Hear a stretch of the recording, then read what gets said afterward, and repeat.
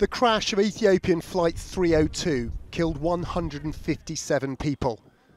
Families who've waited more than 3 weeks for answers now have at least one. It wasn't the fault of the crew at the controls. The crew performed all the procedures repeatedly provided by the manufacturer, but was not able to control the aircraft.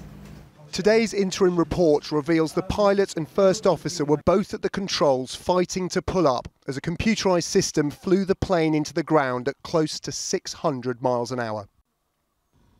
It confirms a problem with the same system that caused Indonesia's Lion Air Flight 610 to crash 5 months ago. The combined death toll, 346. This evening, one grieving family announced it would be suing Boeing over the crash. Their 24-year-old daughter, American health campaigner Samia Stumo, died on the Ethiopian flight. We are one of 337 families with such huge holes because this aircraft didn't function. Samia and her fellow passengers shouldn't have died. The aircraft system under suspicion is called MCAS. Data from a faulty sensor at the front of the plane led it to conclude the nose was too high. It automatically adjusted the stabiliser in the tail to push it down. The pilots intervened to raise the nose and deactivate the system, but MCAS was activated again, resulting in a battle between the pilots trying to pull up and the software pushing down. MCAS comes alive as soon as the flaps are retracted.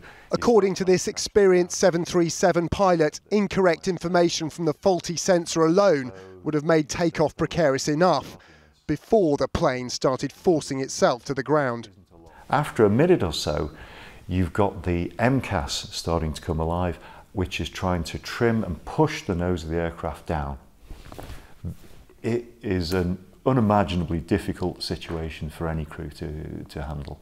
So for an aircraft to be certified with a component that can fail, the crew follow the correct procedures and it can still lead to an accident is really not good. Tonight, Boeing posted a statement online. These tragedies continue to weigh heavily on our hearts and minds. As pilots have told us, erroneous activation of the MCAS function can add to what is already a high workload environment. It's our responsibility to eliminate this risk. We own it, and we know how to do it.